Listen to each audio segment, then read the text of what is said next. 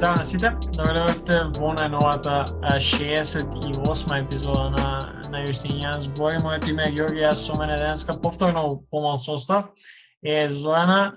Здраво, како си, шо правиш, шо има ново? Здраво, Ѓоле.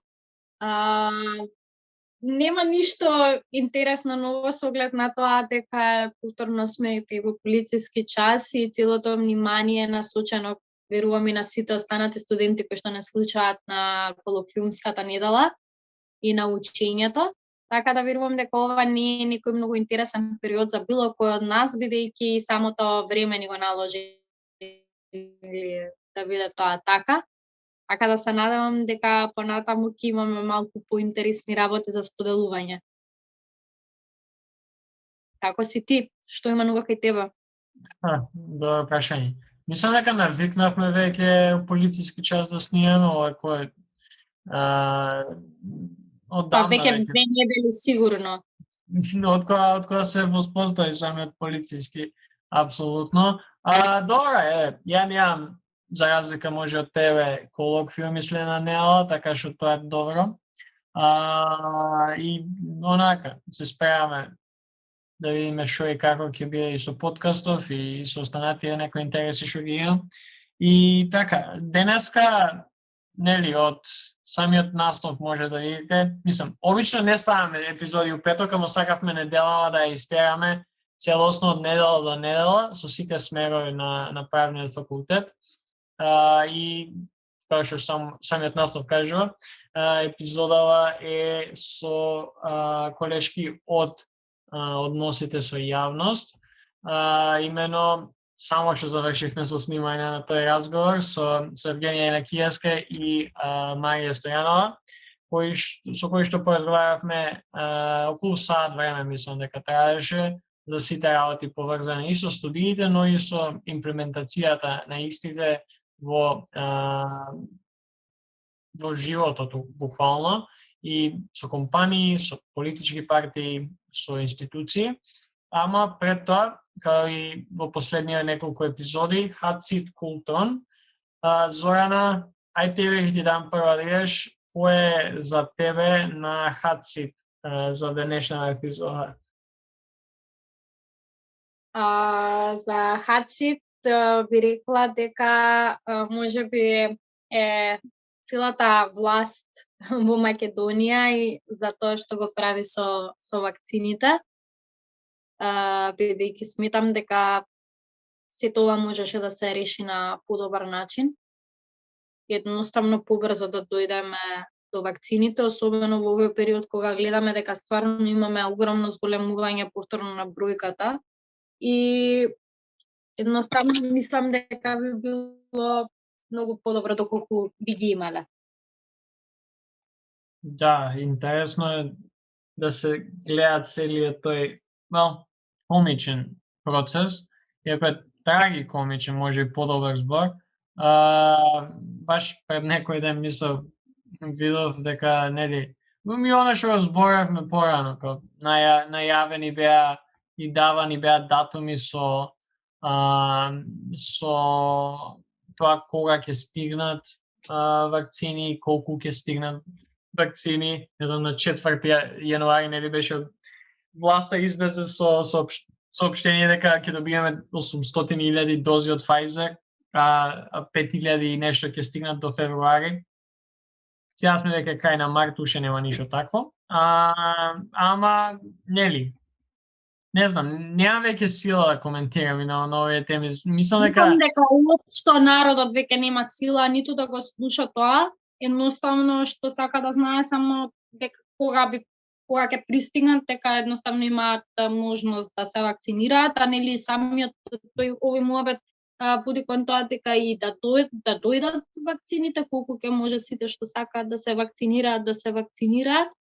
Така да ова е едно комплексно прашање кое што за жал многу долго се одолговлекува кај нас и едноставно се навикнавме со тоа. Да, и мислам дека може да ставиме вакцините, короната и владата на црна листа на подкастов, барем за едно одредено време да не збориме за нив, па така што мојот Hot Seat би бил опозицијата, поради глупостиве со пописот.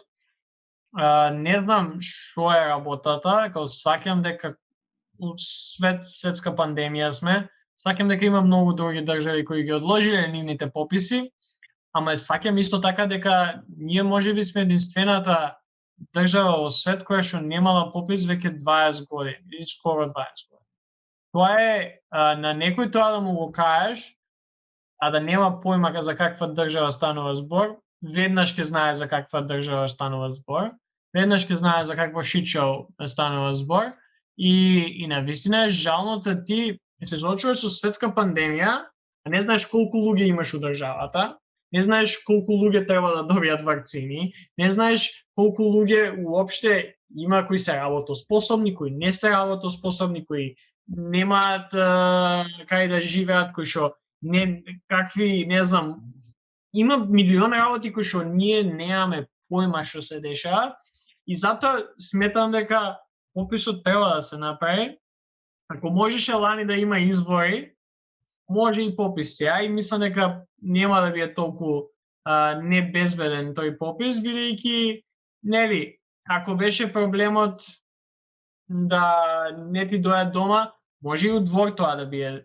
На отворено, шансите за корона, поготово ако сите носат маски, скоро и да ги нема, да фатиш, секогаш се тука, нели, шансите да фатиш, ама мислам дека тие што ќе го спроведуваат пописот, бидејќи ќе биде, нели, се надеваме спроведено најдобар ред, ќе знаат што треба да прават и маски, и дистанци, и се тоа. Така што ја не огледам тука проблемот зошто се прави. Не би навлегол тоа дали е статистичка или политичка операција, пошто тоа е само тоа се флоскули кои што не заслужуваат сега да ги објаснуваме, ама на кој му смета попис? Зошто му смета на некој попис сега да имаме, да знаеме колку луѓе имаме? И зошто, например, Апасиев или Мицковски се против попис? Што сакате, македонците од диаспората бойкотираат попис, кој што, by the way, човек, баш тие од диаспората треба да се попишуваат, бидејќи ако короната е проблем, дигитално они го прават. Како ќе фатите преку линкот што ќе го пратат, што треба да го куцате, таму ќе така ќе, знаеш, ќе фатите корона. И сега идеме у ситуација да дојде да има многу повеќе македонски албанци попишано, и после некој да се жали, еве, албанците сакаат да ги напумпаат бројките. Па нормално ќе има повеќе албанци ако македонци бойкотираат попис. Кој нормален бойкотира попис у свет, без разлика корона или не? Не знаеш што е интересното, што да не се дадеше идејата, ќе беше зашто не е дадена идејата до сега и зашто толку време немаме попис. Сега кога ќе се даде идејата, истото е и со зашто е дадена идејата, зашто сега да се направи попис. Така да, види, опозицијата секогаш е тука да критикува, меѓутоа кај нас малку тоа овде во некој, не да кажам недоглед, меѓутоа некое неразумно. Ова не е критика, ова е деструктивно работење, ова не е критика. Ја не гледам никај Апасиев, никај Мицковски, ни у ВМРО, ни у Левица, не гледам зошто би требало да нема попис. Они не добиваат ништо од тоа. Освен тоа што нели ќе кажат, еве, Заев не можеше да спроведе ни попис. Ама тоа не можам повеќе за тоа да збориме. Дај некој на културон да ставиме, пошто ќе забегаме премногу, стварно супер епизода да имаме спремно. Кај мене денеска на Култрон се, односно пратеничката од лабористичката партија на Нов Зеланд, Джени Андерсон, која што го предложи законот за 3-дневно отсуство од работа по загуба на дете. Мислам дека едноставно немам зборови со кои што би можела подетално да го искоментирам ова, затоа што само сваќам колку светлосни години сме назад како држава со тоа што кај нас не ни е ни на крајна памет, значи ние се караме за попис, а на крајна памет не ни е да воведеме некој ваков закон. Така да можам да кажам дека само се восхитувам на тоа како парламентот одлучил едноставно едногласно за да го изгласа овој закон. Апсолутно, да. Супер весело од Нов Зеланд и се надеваме дека наскоро ќе има повеќе вакви повеќе држави, па еве кај нас можеби. Ја на културан реално би ги ставал студентите кај нас, поготово со оние што правевме до сега интервјуа, мислам дека ги снимивме сите кои што ќе ги ставиме. Денеска иде со односи со јавноста, у недела ќе иде и последната епизода со колеги од правните студии. Стварно е убаво да може оваа недела да се поразговара со колеги од различни факултети, тоест од различни сферови на факултетот, и да се види до кај се со студии, како им иде. Исто така да се запознаем со некои воопшто прв пат разговор на Zoom имавме пред да почнеме со снимање, буквално. И наистина е убаво тоа да може да направиме и ние како подкаст, некој наш мал удел за афирмација на самиот факултет, ама да, баш убаво што можевме ова да направиме и што добивме можност да завршиме целиот ова у текот на оваа недела. Да, значи бескрајна благодарност до студентите кои што покажаа желба да ни се приклучат и да поразговараат со нас. И нели како плюсот сето ова излегува дека имаме повеќе познанство, тоа што сме имале пред да ги направиме епизодите. И можеби и повеќе знаење за нашиот факултет, за кој што е малку смешно да учиме таму, а да не ги знаеме основните работи за смеровите и студентите кои што учат. И навистина ми е многу мило што ги спомена, бидејќи навистина ова беше една супер недела дружење со студентите. Да, and with that being said, идеме со разговорот кој што направивме со Евгенија и Марија, а пак се слушаме за епизодата у недела.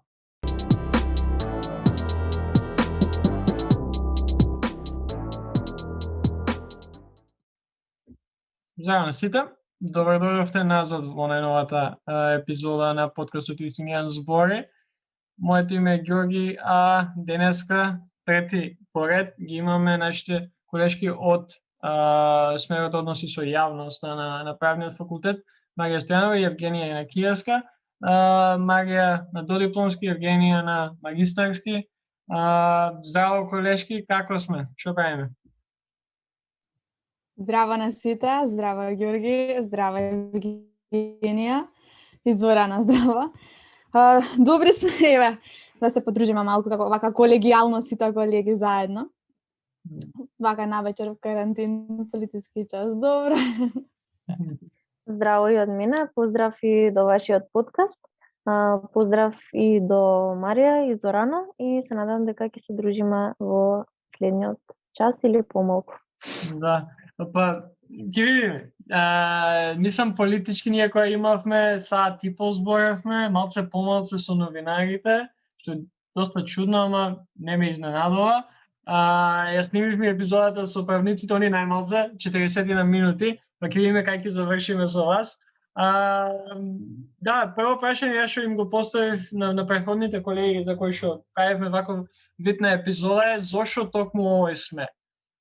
И од тука би го почнал разговорот, па кај ќе завршиме таму.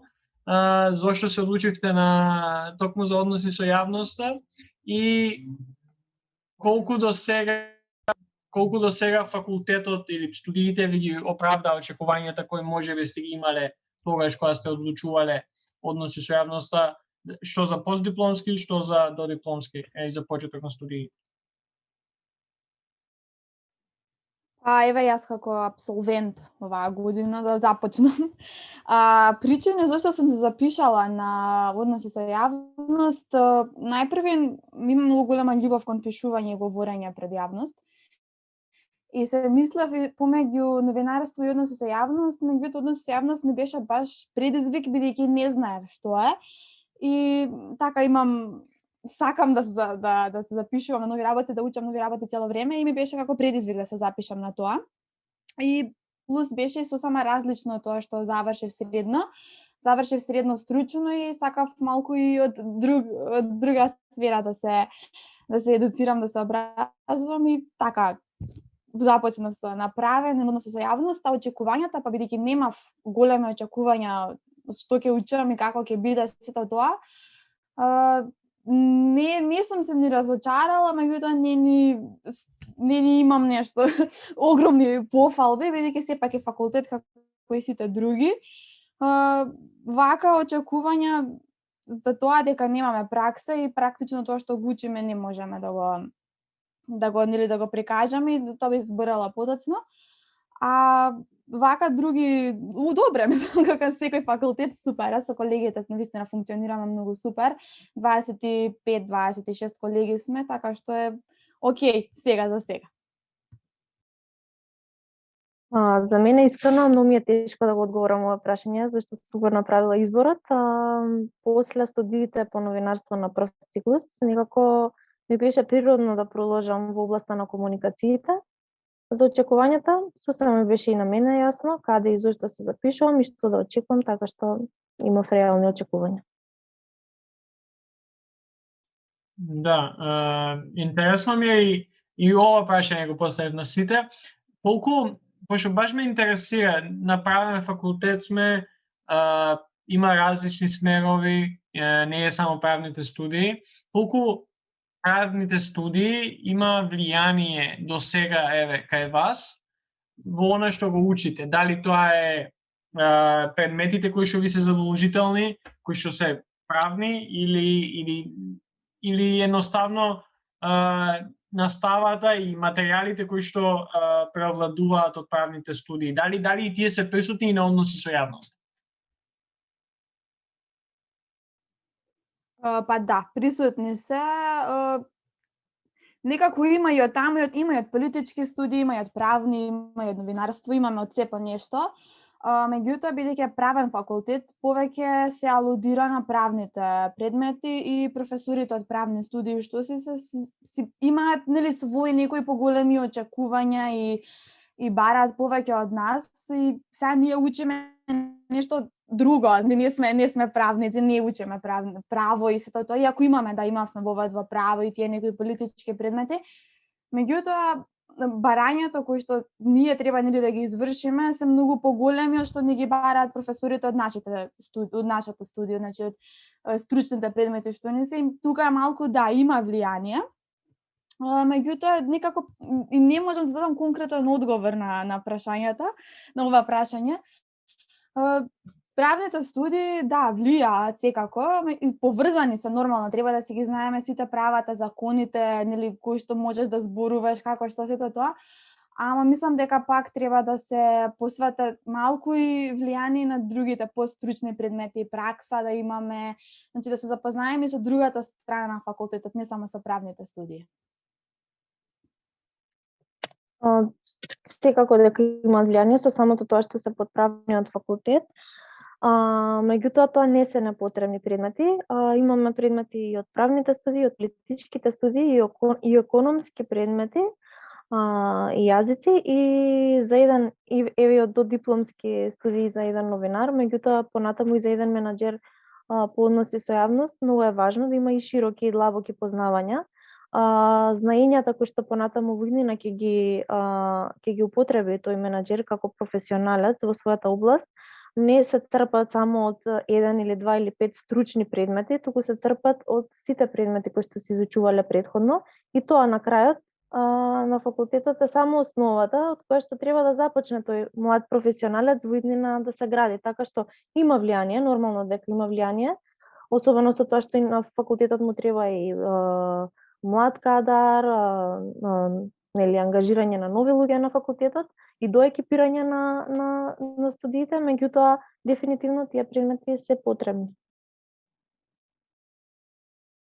Би сакала само тука да се надоврзам со вас. Можеби нема да се согласите со мене, бидејќи сепак вие го на некој начин изучувате ова многу подобро од мене, меѓутоа некоја мое согледување е дека имаме некоја криза на професионалната комуникација, односно комуникацијата меѓу едноставно органите на државата и нели сите останати еве да ги кажам медиуми, фирми и така натаму на многу ниско ниво.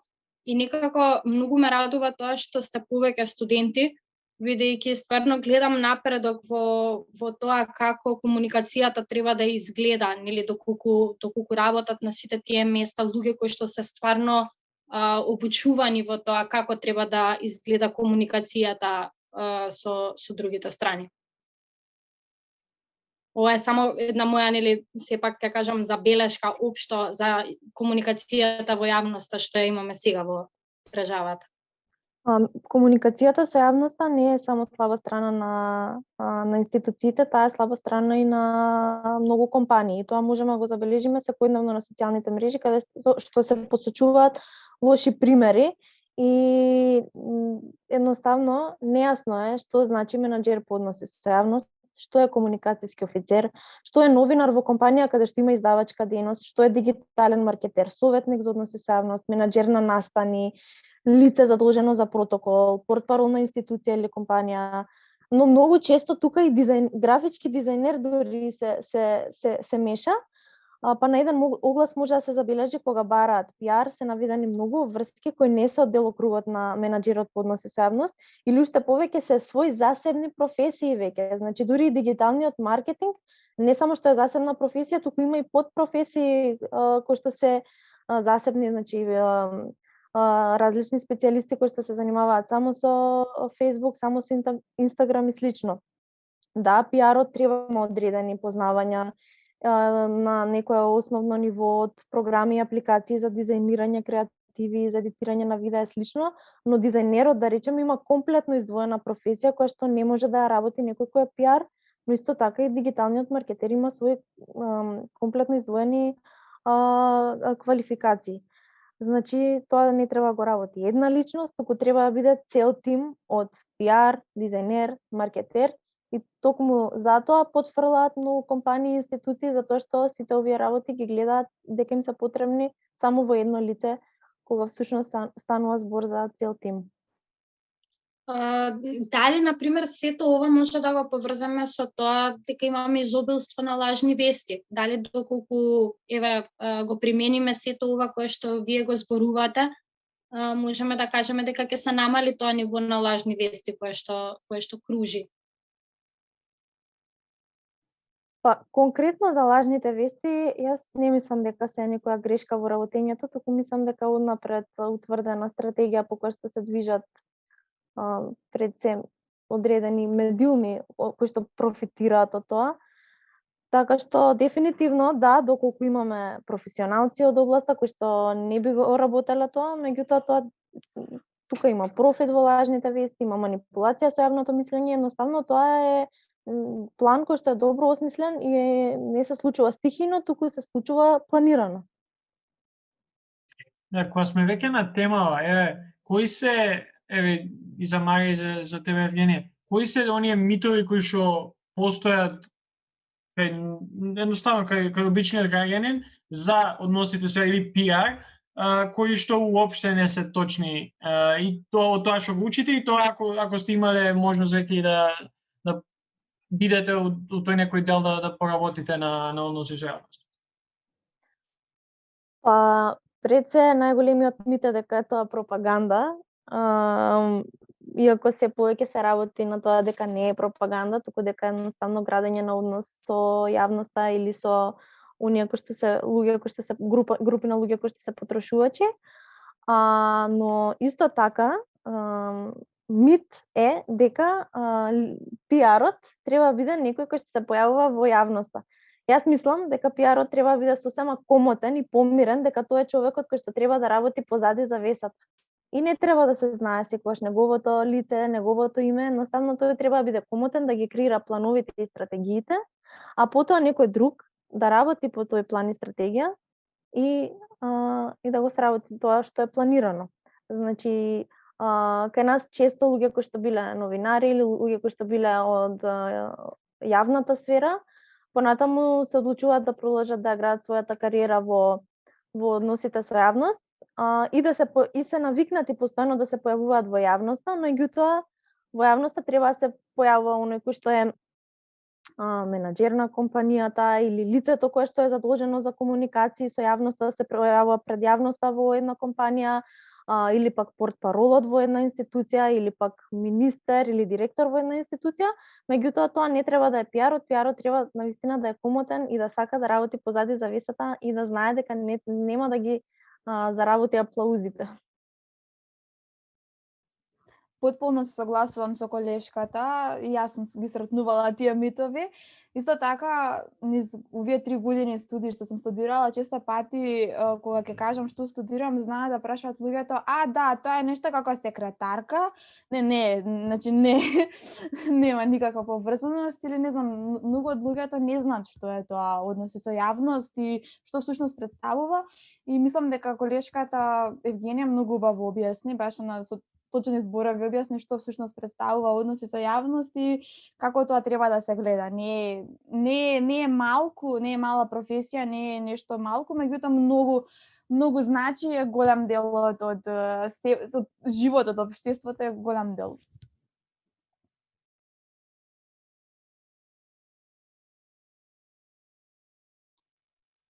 Тука би сакала да ве поставам едно прашање, кое што ние како политиколози го зборувавме тоа во епизодата, бидејќи имаме многу проблем со тоа, кога не поистоветуваат со политички партии. Например, дали ви се случило никогаш да ве поистоветуваат дека единствено што може да работите е да бидете, например, пиар на некоја политичка партија, затоа што гледам особено дека во последно време тие личности се доста експонирани во јавноста.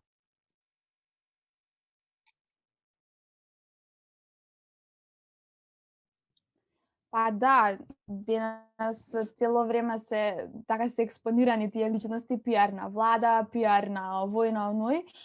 Да, често пати и тие што знаат што е пиар, кажуваат: "А, да, можеш да бидеш ти пиар во влада." Да, можам да бидам секој на секого може да му биде пиар, тој што има завршено факултет нормално. Меѓутоа, да, се случува така да се меша со политика. Меѓутоа, ете, тие луѓе кои што ја гледаат на тој начин политиката, да, кажуваат така, меѓутоа не е тоа нешто што треба да се, не знам, да се можеш пиар да бидеш буквално на секој, значи може тоа да биде и на една личност, може да биде и на, нели, цела институција, дали е тоа некоја приватна фирма, фабрика, Кока-кола, пивара и слично. Така што јас лично не сум се сретнала со таков пример, меѓутоа може и колешката да каже ако она има нешто слично. Јас не сум сретнала до сега, мислам некој да ме поистоветува дека би требало да работам за политичка партија или за институција. А меѓутоа повторно лицата кои што се појавуваат во политичките партии во јавноста, тоа се портпароли кои што се обучени, кои што се одредени за лица кои што постојано ќе се појавуваат во јавноста, кои што ќе го градат тој однос со јавноста. Многу компании имаат големи пиар сектори и во Македонија, многу големи компании имаат големи пиар сектори кои што имаат и внатрешна и надворешна комуникација, in-house пиар, меѓутоа соработуваат и со други маркетинг агенции, меѓутоа ние тие луѓе не ги знаеме затоа што не треба ни да се појавуваат во јавноста, а во јавноста треба да се појавуваат посебно обучени лица за кои што се спремни за настап. А во политичките партии тоа се портпаролите. Да, и некаде низ овие линии на прашања кои Зоран имаше и одговориве, дали еве да се задржиме на политичките партии или влади или па и секако и опозицијата има пиар, тоа мислам дека треба да се каже пошто луѓето може не го знаат.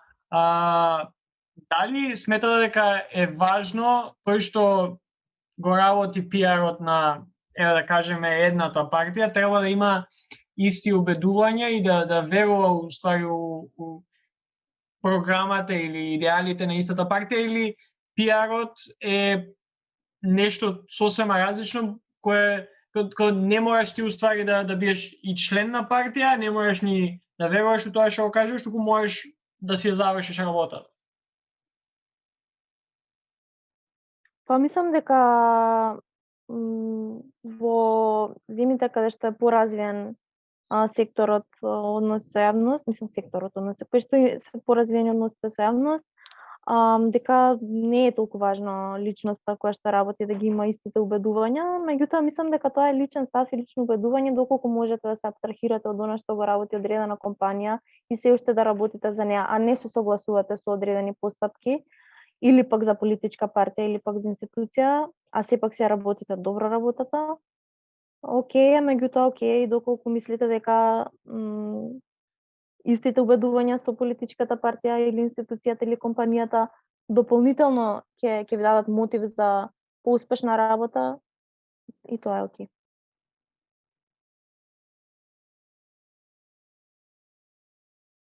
Ако немате дополнителен коментар на ова прашање, би сакала прашање да убатам до двете. Кои промени би сакале, например, да ги видите на нашиот факултет, односно на вашиот смер? Бидејќи ја спомнавте и праксата, например, тука, дали имаат некои дополнителни промени кои што сакате да ги видите како позитивни? Па, во рамки на факултетот, она што може да се овозможи за студентите е пристап до библиотеки и бази на научни трудови за студентите. Тоа е нешто кое многу ќе помогне во квалитетот, но сепак и во квантитетот на студентската истражувачка работа. Понатаму подмладување на кадрот, соработка со универзитети и факултети од други држави, поголема искористеност на Еразмус програмата, што сите овие соработки ќе овозможат и поголема мобилност на студентите.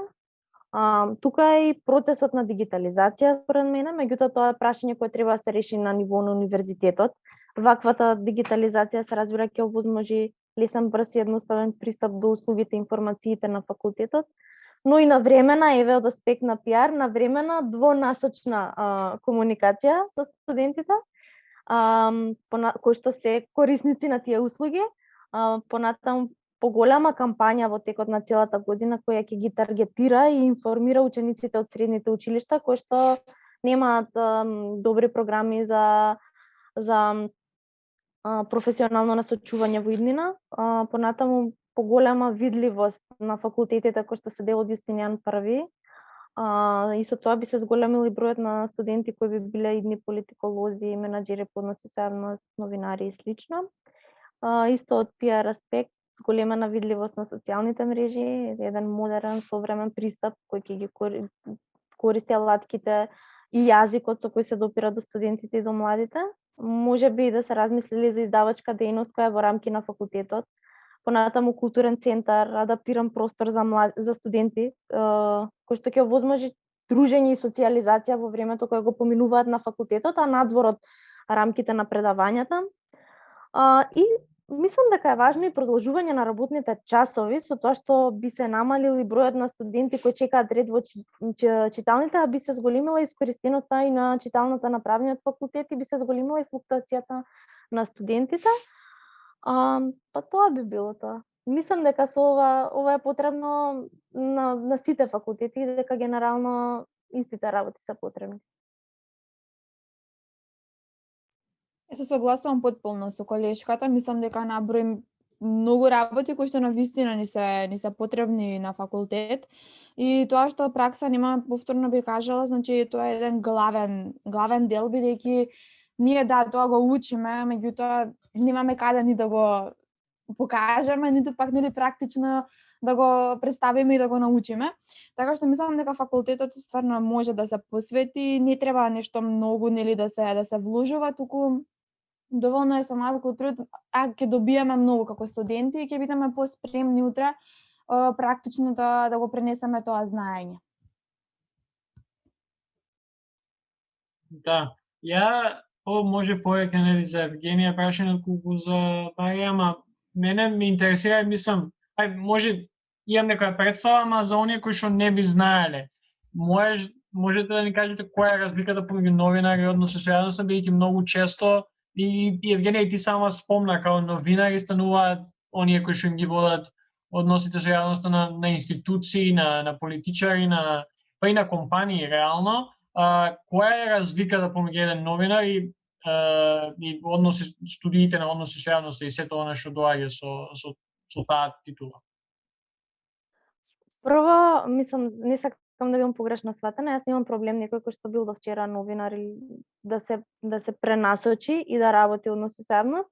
Повеќе го кажав тоа аспект дека може би биле комотни пред камерата и го сакале тој публицитет, но ако се одлучат да се преориентираат професионално, тоа ќе треба да се смени, освен ако не бидат портпарол или лице кое што е задолжено за настапите во јавност. Мислам дека на луѓето им е јасно која е разликата, дека нели и она што се вели дека сцена спротивната страна, новинарите треба нешто да дознаат, ама пиар менаџерите треба нешто да скријат.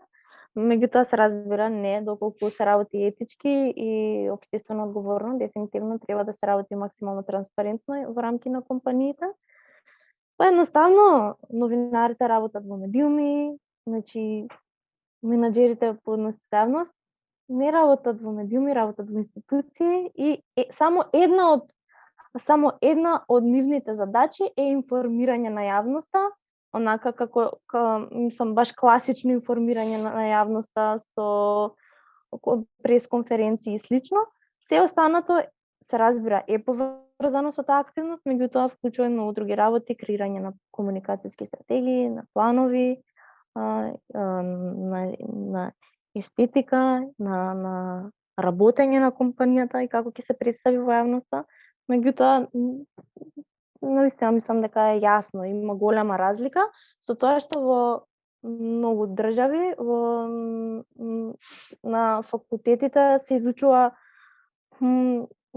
ова како едно поле и понатаму се диференцираат од полето на комуникации, понатаму се диференцираат и студиите и понатаму се одлучуваат студентите кон што ќе се насочат.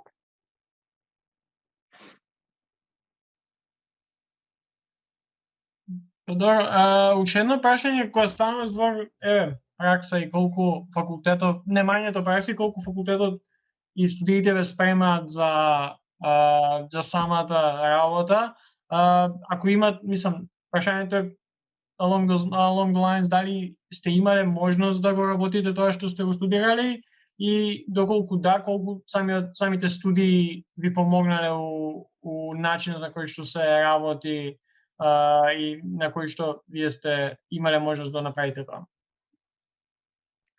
Јас мислам дека за ова прашање се многу загрижени сите студенти, не само по односи со јавност, туку и оние од новинарство, па и од правни, затоа што се почесто гледаме коментари ќе завршиме факултет, дипломирани правници, магистрирани правници, но не знаеме да напишеме една тужба и се плашат дека немаат практични познавања и дека по завршувањето на факултетот нема да се вклупат на некоја работна позиција, но и дека има премногу теорија, а на сметка на теоријата дека треба да има повеќе практика. Јас не можам да се согласам со тоа.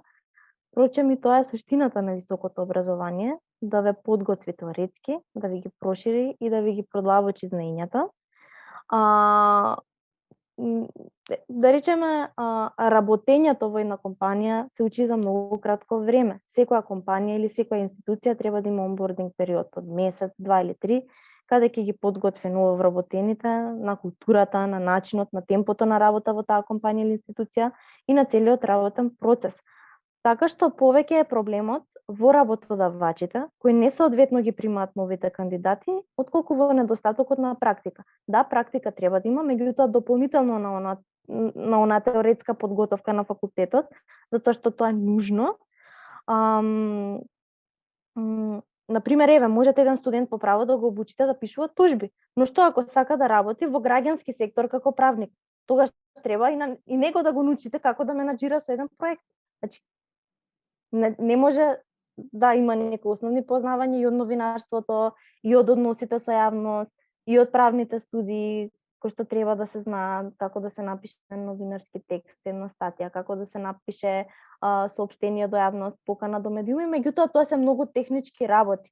тоа се технички работи кои што се учат на факултетот, меѓутоа мора да ги имате оние теоретски познавања, мора да имате широки, длабоки познавања, особено од областа во која што ќе работите, значи односи со јавност во компанија или во одредена институција, високообразовна институција, ако работите во PR секторот на некој факултет или универзитет, значи повеќе треба да имате познавања во таа област, во образованието, во високото образование, да речеме, или ако менаџирате односи со јавност во средно училиште, кај нас приватните средни училишта имаат најчесто таков сектор, отколку таа некоја сува практика која што чувствуваат студентите, имаат некој притисок дека има многу потребни, дека недостасува на факултетите, меѓутоа мислам дека притисокот повеќе го прават работодавачите кои што имаат нереални очекувања и несоодветни можеби регрутирања на кандидатите.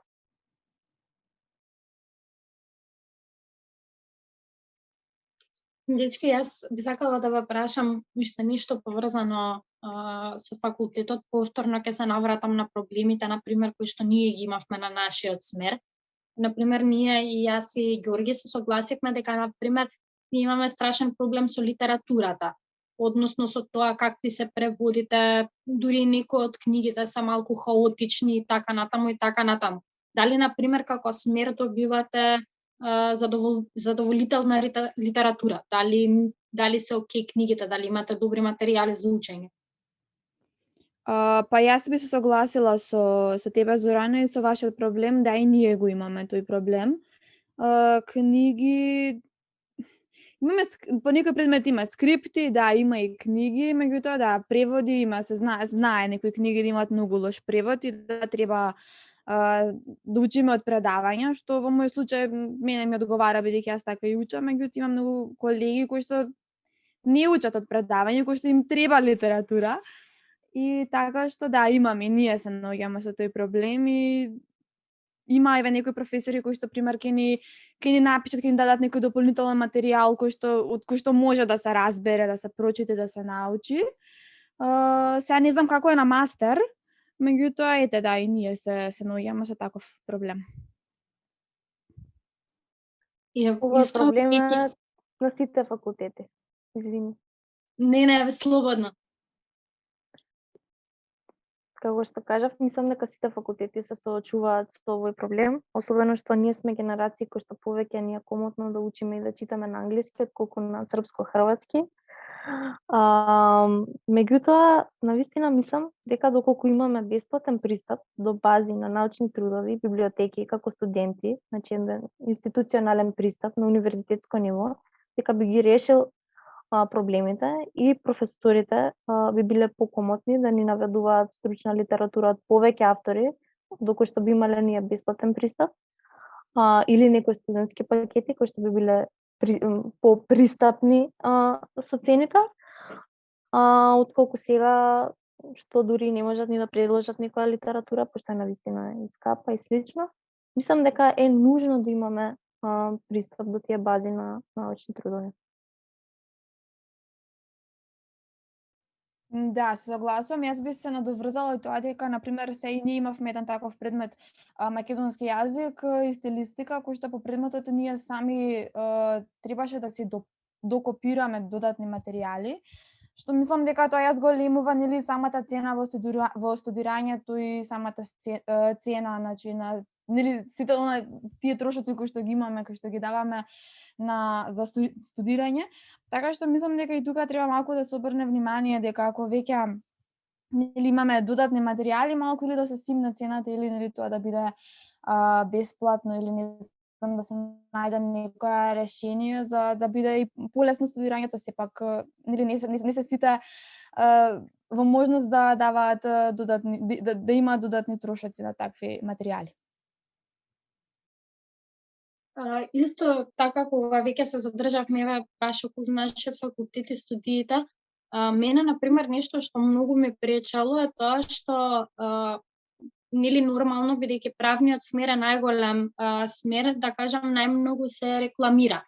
И јас немам ништо да не ме сватите погрешно против тоа. Меѓутоа, кога се запишував на факултет, многу голем проблем ми беше тоа што немав, освен отворениот ден на правниот факултет, јас немав како да се запознам со другите студии што ги има. Па тука морав да барам студенти од постари генерации, например, да ми објаснуваат што на кој смер се учи.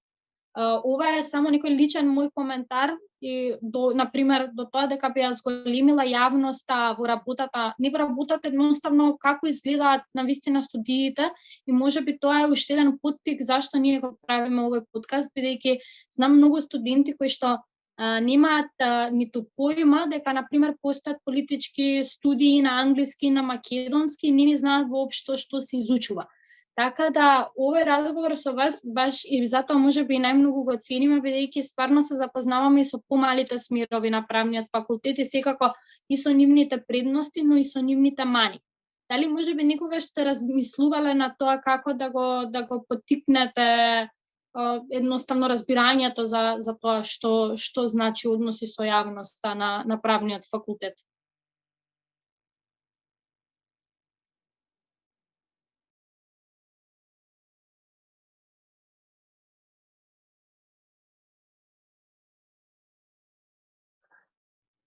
Пред се треба да има стратегија факултетот, како да ги искомуницира и другите програми кои ги нуди овој факултет, но многу студенти се демотивирани да студираат односи со јавност затоа што нема многу понуда за работни места или затоа што таа понуда која што ја има за работни места се пополнува со несоодветен кадар.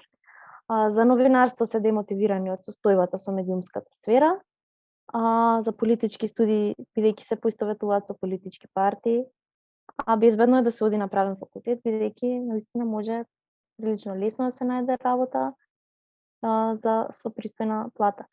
Факултетот треба да има, според мене, PR сектор кој што би работел интензивно на стратегија и комуникацијски план, како да допре до средношколците и да го зголеми бројот на студенти, меѓутоа тоа мора да се случува и на другото поле, каде што ќе имаме поквалитетна понуда на работни места и каде што таа понуда ќе биде и соодветна за студентите кои што дипломирале односи со јавност, дипломирале од новинарство, дипломирале на политички студии. Да, баш се согласувам со тебе, Евгенија. Баш Зорана додека го поставуваше прашањето, одма ми светна во глава, ни фали PR тим на факултет, кој што навистина ќе се позанимава со тоа како да се представи факултетот пред сите и пред секако идните студенти кои што ете ќе видат и сакаат да дознаат нешто ново. Јас памтам кога требаше да се запишам на факултет, кога размислував, не знаев што е PR, не знаев тоа дека воопшто го имало на правен факултет, и после тоа знам дека денес многу луѓе и студенти и идни студенти не знаат дека постои таков смер воопшто кај нас во Македонија. Затоа да, сметам дека треба да има поголемо, поопширно објаснување и како за сите смерови, не само за PR, исто и за новинарство и за политички студии, дека навистина и таму има студенти и дека и интересно и дека треба да се запознаат повеќе јавноста и луѓето, дека навистина е супер студирањето тука и дека имаме навистина многу позитивни работи, се учат и се сознаваат тие 3 и повеќе години. Пораката која што би ја испратил факултетот со оформување на PR тим, меѓутоа и универзитетот, а пред се факултетот, е да покаже дека кадрите кои ги продуцира самиот факултет се потребни на секоја компанија или институција, почнувајќи од она која ги продуцира. Да, мислам дека е како no-brainer идејата, поготово кога имаш студенти кои тоа го учат, еве ти совршена шанса да секако треба да има некој кој што ќе гледа сета таа работа на тој PR тим на факултетот, ама тоа би било одлична пракса за голем број на студенти кои што би виделе онака од прва рака како иде сето тоа и баш сега си забележав кога го кажавте ова, ќе направам посебна креатива за после подкастов и ќе ги означиме направен, па можеби нешто од тоа ќе биде ако уопште одговорат на Инстаграм, пошто нас не игнорираат. Најчесто, ама еве, може сега ќе упали, така што навистина е малце разочарувачки да се слушне ова дека еве нема такво нешто направено, иако мислам знаеме дека нема, ама можноста е тука, има буквално луѓе кои што може тоа да го прават, кои што го учат тоа да го прават, зошто да не се искористи? Джоле, јас би се нашалила со тебе и би ти кажала за во иднина да размислиш, например, да воведеме во истинијан збори PR луѓе кои што може би подобро ќе го водат тоа од нас. Апсолутно. Само мал коментар, сигурно има на факултетот лице кое што е задолжено за односи со јавност, бидејќи тоа мислам дека е законска обврска на секоја институција, чинам, но и со самото тоа што не го познаваме, се испраќа порака дека можеби и треба да се прошири тимот и да се инвестира посериозно во таков целен сектор, кој што би работел поинтензивно на видливост на факултетот и на студиите. Да, тоа сосема се согласувам, како едно е јавноста да го знаеме, ако ние како студенти не го знаеме, поготово вие, како некои кои што би требале да ја познавате таа личност, валјда дали би предавала или била на студиите или треба да ја знаете, тоа што не го знаеме, што може само да нагаѓаме кој ги води профилите на Facebook и на Instagram, кои што by the way некојаш стварно комични постои ставаат. Е малце жално, ама еве ќе видиме дали нешто ќе се промени воопшто. Ја после ова би ве прашал за наставниот кадар кој го имаме направен, поготово пе вас. Евгенија, ти спомна дека постои потреба од помлад кадар. Како некако еве првичната тема зошто ги правиме овие епизоди е да видиме колку ствари сме у текст со она што го учиме и колку професорите се у текст со она што се случува у светот и дали, например, дали тие се надоградуваат и пробуваат да бидат у текст со најновите случувања у правото, политиката, новинарството, целиот свет. Еве, нема некој конкретно прашање, туку прашањето би било повеќе у тој некој поглед на наставниот кадар, каков е тој. Дали, мислам, од она што сватив, треба подобрување, ама каква е моменталната ситуација?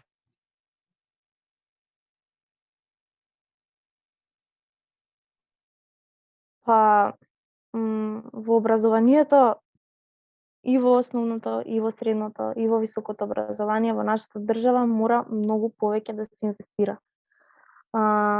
Неблагодарно е да зборам за кадарот, пред се затоа што се две професорки и мислам дека со тој кадар од двајца професори е даден максимумот на овие студии.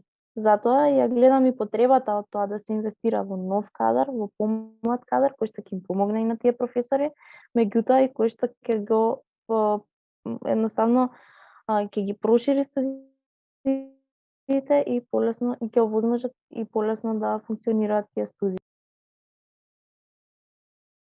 Да, се согласувам со Евгенија. Имаме баш токму две професорки кои што навистина капам симнувам, значи на капацитетот и на се она како колку вложуваат во нас студентите, значи покрај тоа нели што немаме пракса, и додека одевме со физичко присуство нели пред коронава и сега, значи да ни донесат некој гостин да ни предава, PR менаџер, некоја личност или значи одевме во институции за да видиме како тоа се функционира.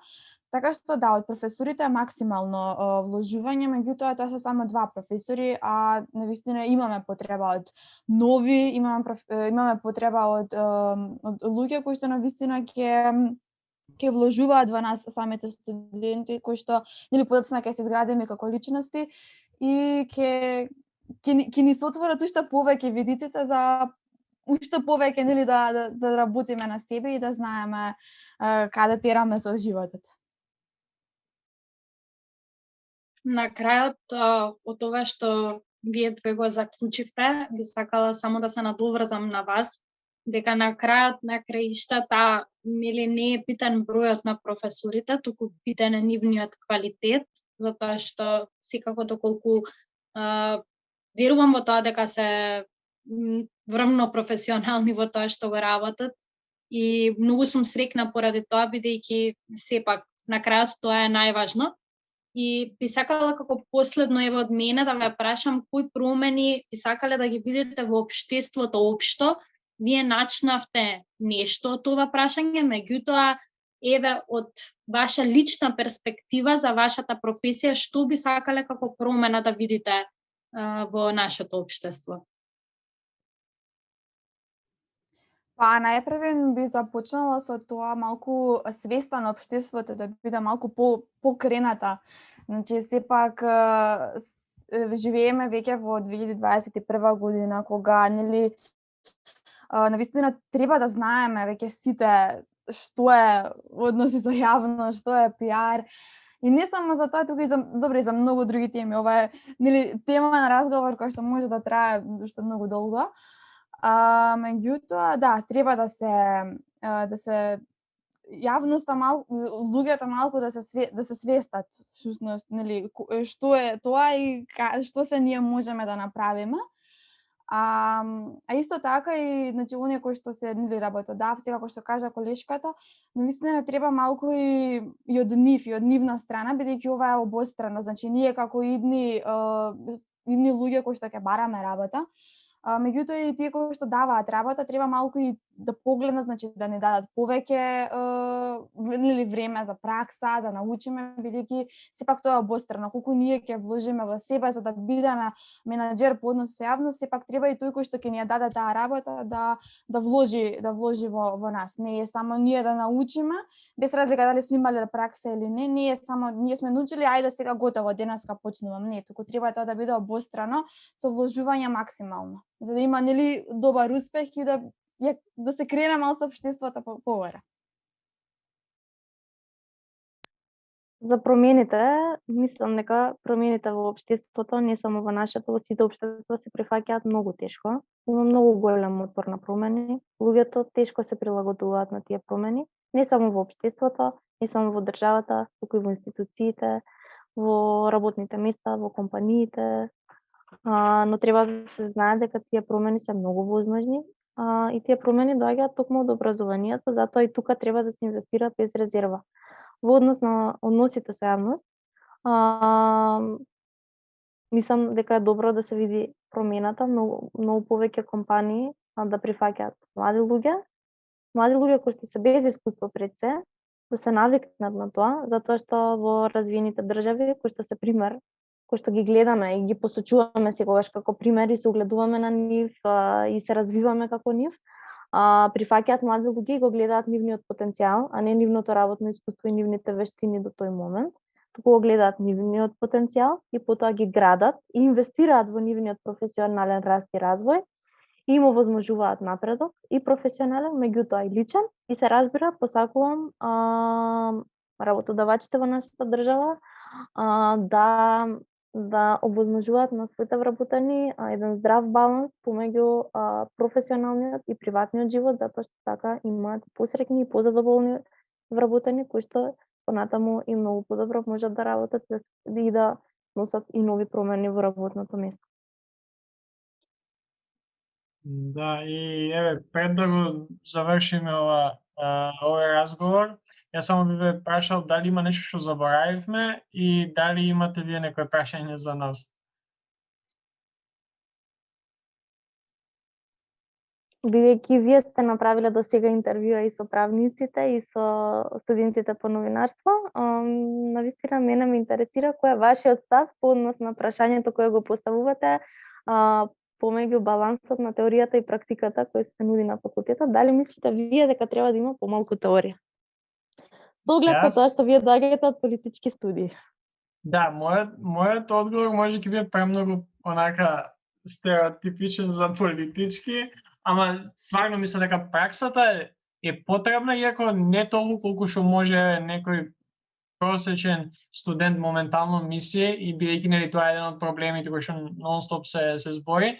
Ја мислам дека поголем проблем и затоа и го поставувам секогаш прашањето и на сите го поставив, тоа што на еден факултет сме, направен факултет сме, каде што реално овие 4 различни смерови не постојат многу држави кои што се на еден ист факултет. И тоа мислам дека е голема фалинка на целиот овој систем на функционирање на факултетов, кај што колку и да се слични овие смерови, колку и да се слични овие науки, не се исти. И мислам дека многу поубаво би било да имавме посебни сега. Тоа е проблемот со помалце студенти и сето тоа, ама повеќе од пракса versus теорија, ја би рекол теоријата која што ја учиме, освен например за правни студии можеби, ние имаме кај нас на политички, наместо јас да учам во право или не знам некои други применете економија, ја би сакал да имам задолжителен предмет пишување на научен труд, ораторство. А да не бидат тие изборни предмети, да ја имам само да се видам на консултации со професорот или професорката за нив, да напишам труд и толку да биде сето тоа. Туку наместо во право да биде задолжителен, нека биде изборен.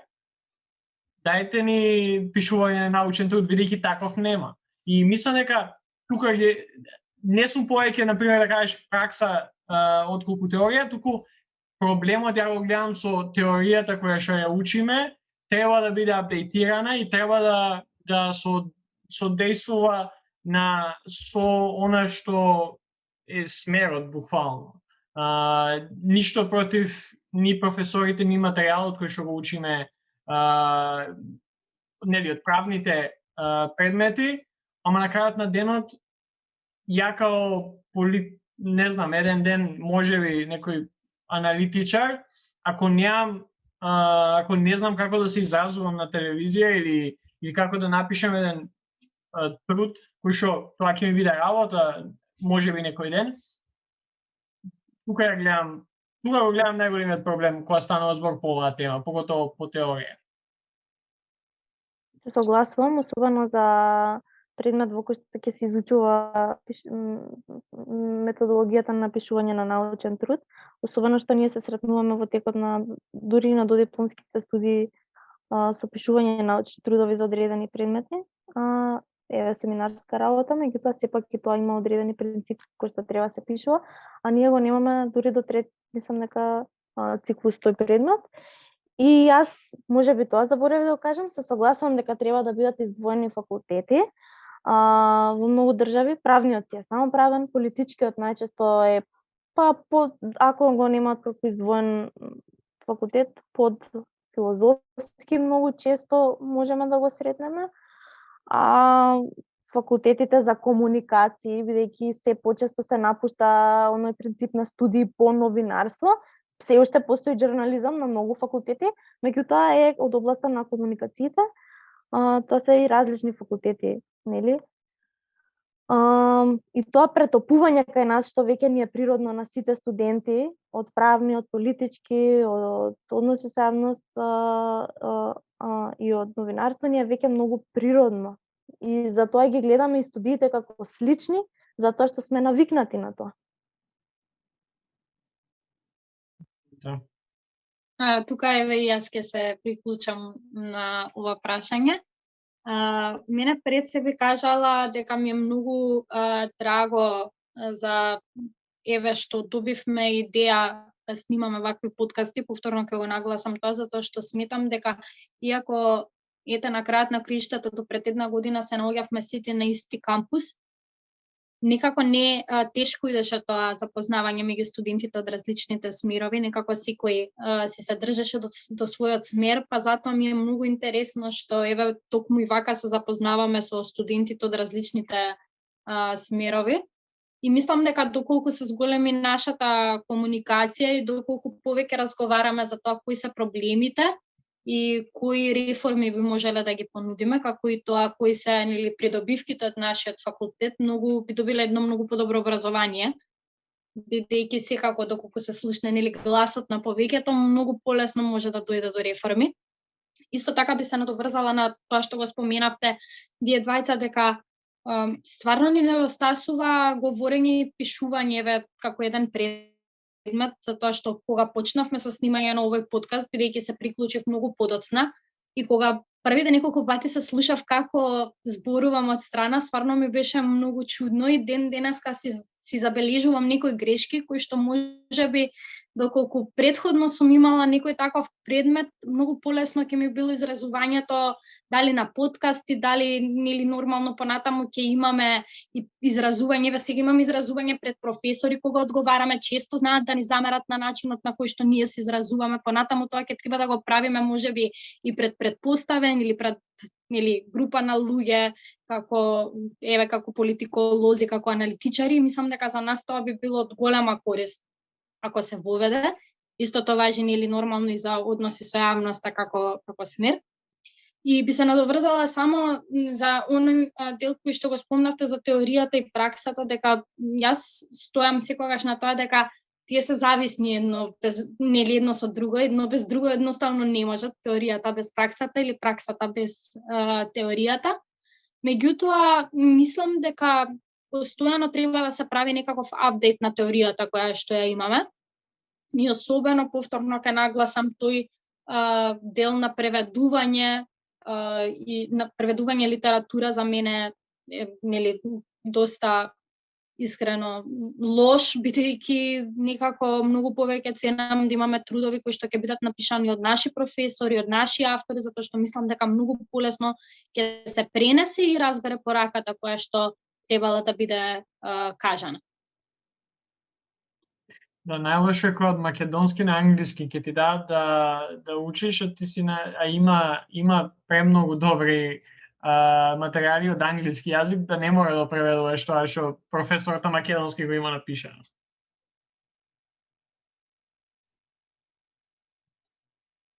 Ама да, мислам дека сосема на крај, мислам, ние секој што го правим. Или тоа што би го кажал Курт Левин, нема ништо по-практично од добра теорија. Дефинитивно, најпрактично би било кога ќе бидете професионалец да сте добро теоретски подкован. Апсолутно. И понатаму во текот на целиот ваш професионален развој, постојано луѓето да бидат навикнати дека треба постојано да учат и да не запираат со тој процес. Да, дефинитивно и баш не знам колку ова кај нас е пракса, но јас знам дека во други држави не знам, дојдеш диплома и или акредитација да бидеш наставник, ама на секој 5 години или на секој одреден период, повторно треба да поминеш низ одреден необразовен процес, ама чисто низ тестови и цел некој процес со кој што ти би ја задржал таа акредитација, ти да продолжиш да бидеш наставник или било што. Така што тоа дефинитивно е многу важно и мислам дека ќе видиме дали кај нас ќе стане пракса, ама да. Особено одредени компании кои што има и кај нас такви примери, поголемите компании кои што инвестираат во постојана доедукација на своите вработени, особено за сектори кои што постојано се менуваат, едноставно тие е многу потребно да се во тек со сите нови трендови, нови алатки, нови стратегии кои што се во нивното поле на работа како односите со јавност. Да. Супер, стварно ја уживам, дознав работи кои што не ги знаев за самиот смер. И за крај, со сите гости, па така и со вас, сега поготово дека навлезени сме веќе и во полициски час, 4 минути, кога го снимаме ова. Што би ни препорачале на мене и Зорана и на нашите слушатели, како да си го поминат времето у карантин или у полициски час, или едноставно како да си го поминат времето дома, книга, филм, серија, било што имате на памет, слободно.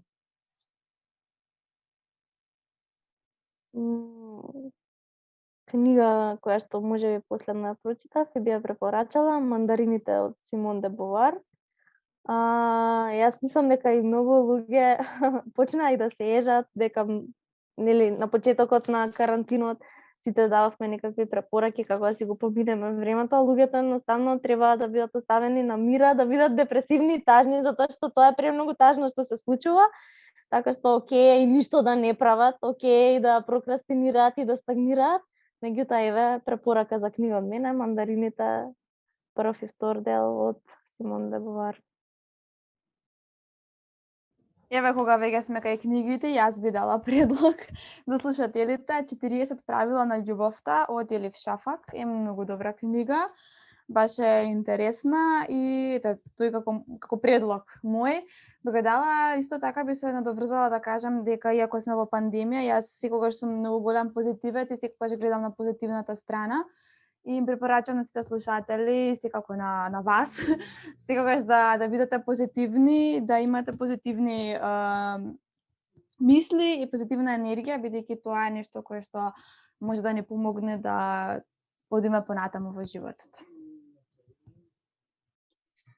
Да, и многу ми се допаѓа што ја имаме оваа позитива, бидејќи нели нормално секогаш кога нешто не е во ред, сите останати случувања кои што се нели едноставно се случуваат, сакаме да ги гледаме на еден негативен начин и многу сум среќна што имавме токму вечерва и такви гости кои што позитивно гледаат дури на работите кои што можеби и не се толку позитивни и мислам дека ова е супер промена и дека едноставно самото општество ќе биде променето доколку сите размислуваат вака како вас. Благодарам на убавите зборови, Зорана, и ви благодарам на вас што давате шанса на и на нас како гости и на тие што слушаат во моментов да навистина да се придонесе нешто, и само да размислуваме позитивно, да не правиме ништо друго, придонесуваме. Така што од самите нас започнува се. И јас би се заблагодарила за поканата и за овој еве час и 10 минути веќе навистина супер разговор и благодарам што Јустинијан збори за сите студии. Да, фала ви на вас за гостувањето и се надевам дека оние што слушале, може некој средношколец слушал па ќе одлучи некаде да запише и односи со јавноста и се надеваме дека уиднина може овој разговор или за некоја поконкретна тема да разговараме и уживо и повторно да ни дојдете на гости. Следната епизода иде, ова иде петок, ако не слушате на денот кога излегува епизодата, следната ќе иде у недела со колеги од правните студии, а следниот четврток ќе имаме специјална епизода каде што ќе славиме една година од Јустинијан збори, така што очекувајте ја таа.